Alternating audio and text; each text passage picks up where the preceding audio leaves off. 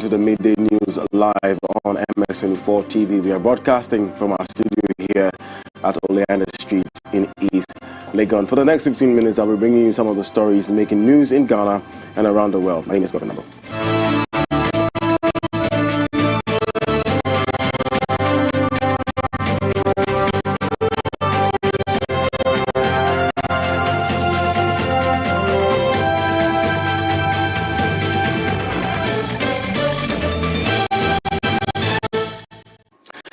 Thank you for choosing us. In our very first story, President Nana Dankwa Akufo-Addo is encouraging all Muslim parents to prioritize the education of their wards irrespective of the agenda.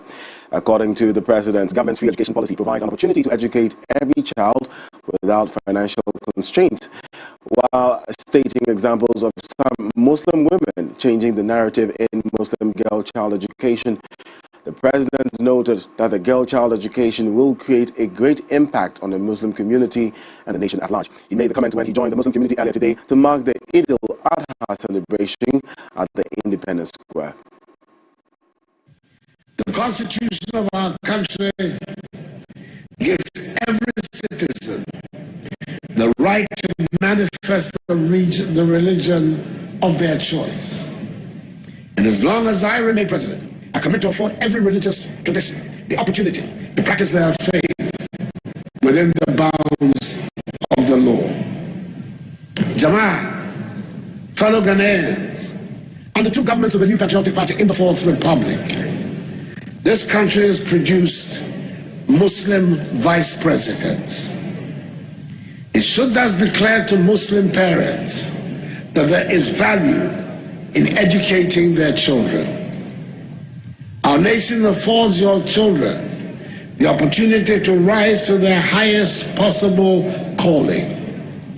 I therefore encourage you to take advantage of our progressive policies in the education sector to educate your children, both male and female. Today, Ghana's ambassador to the United States of America is a Muslim woman, as is the Minister for Gender, Children, and Social Protection. So there is value in educating the Muslim girl as well. President Akufo-Addo addressing Eid al-Adha celebrant at the Independence Square. Now, the National Democratic Congress NDC parliamentary candidate for the Asin North by-election, James Gyakye, has emerged victorious in Tuesday's polls. He won with 17,245 votes, representing 57.56% of the valid votes cast, while the NPP's Charles Opoku came second with 12,630 votes, representing 42.15%. LPG's Benis Enyonam Sefenu polled 87 votes, representing 0.29%. Gyakye said his win was a win for the conscience of well-thinking Ghanaians who were not influenced by money. Let's take you back to the announcement of the results yesterday. Candidate number one, in the person of Charles Opoku of the New Patriotic Party, secured 12,630 votes. Candidate number two, Sefenu Benis Enyonam of the LPG, secured 87 votes. Candidate number three, James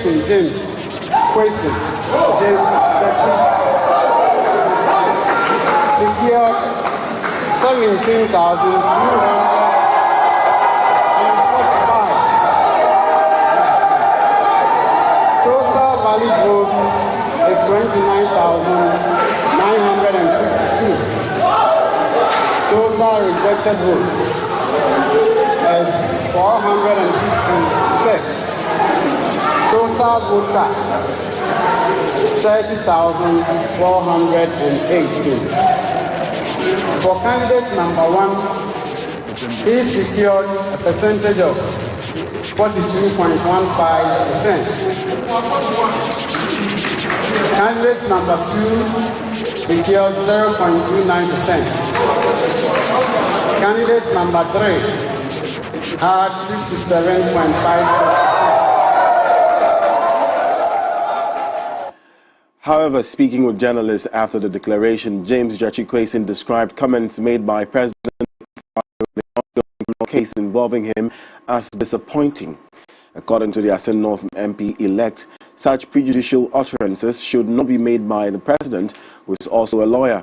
His comments come after President Akufo-Addo, during his campaign on Sunday, charged the people of Asin North not to make a mistake of voting for Jachikwason, as he could end up in jail due to the criminal trial he is facing.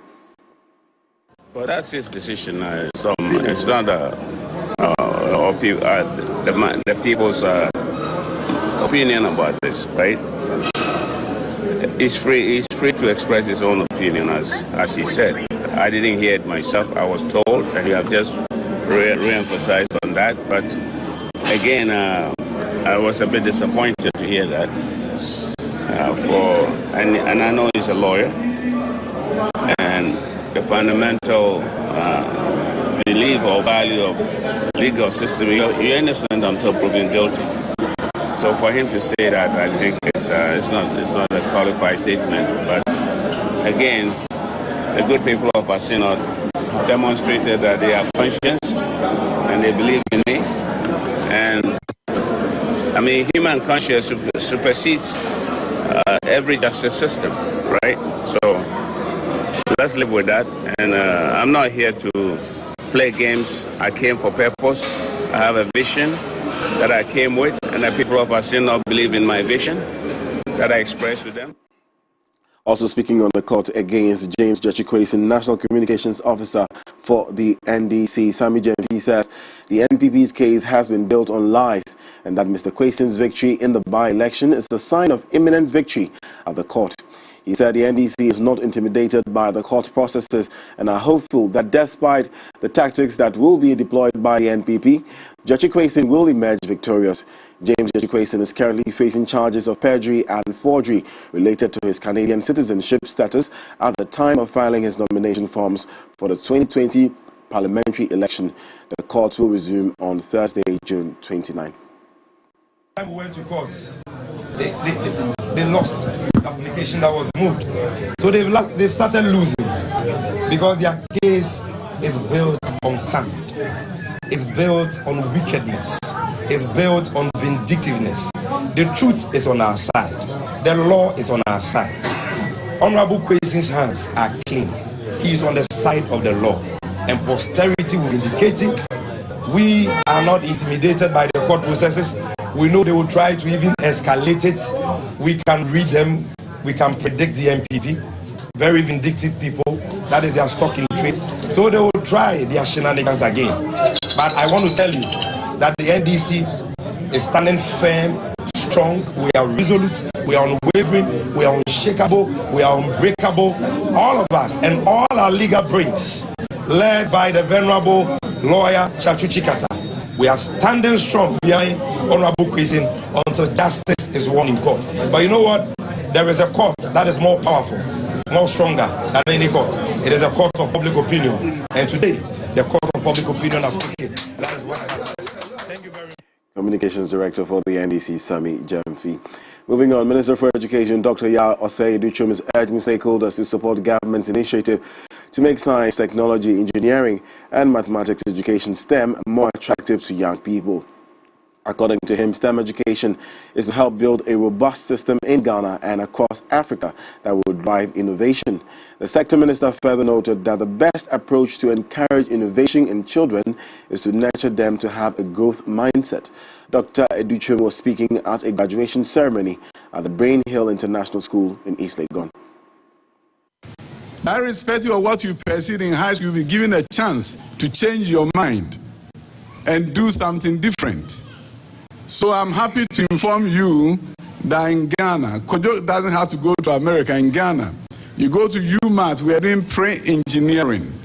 And these are young men and women who did general arts, home economics, visual arts in high school, and they are now getting the opportunity to become engineers. I believe students who pursue visual arts are the most creative minds we have in this country. But they are the ones we have consigned to a fate that says because you did visual arts, you cannot even pursue a course in economics. Things are changing. We want to break barriers in this country so that the only thing that can stop the young men and women from progressing will be themselves and nobody else. We want to remove the barriers that have prevented us to become innovative individuals who can change the course of history of our nation. This nation's future will be better than now in the next few years. I believe the better days of our nation is ahead of us and not behind us. But it's going to call upon all of us to come together, do our part, mold the minds of our children and make sure they become the best that we can ever have anywhere in the world. Dr. Yao Osei-Duchum, Education Minister. Now, away from that to some entertainment news. Ghanaian rapper Michael Owusu-Addo, better known as Sarkodie, has in a newly released track told his side of the story on the controversial abortion saga and his involvement with actress Yvonne Nelson. Yvonne Nelson, in her memoir launched on Sunday 18th June, talked about her life experiences, which included her affair with the rapper in 2010, leading to a pregnancy that was later aborted. In Chapter 8 of the book, she recounts her decision to terminate the pregnancy because the rapper did not accept responsibility. According to her, she later found out that the rapper had another girlfriend who was studying in a university abroad, hence his rejection. But in a much-awaited response, Sarkodie said he never told the actress to abort the pregnancy. In his latest track, Try Me, the musician said while he was not ready to be a father, he had told her to keep the pregnancy, but Yvonne chose to go ahead with the abortion due to her schooling at the time. I was trying to stay away from you, but then you came. More of MX24 Online. Visit mx24online.com today. MX24. Fun, fearless, and factual.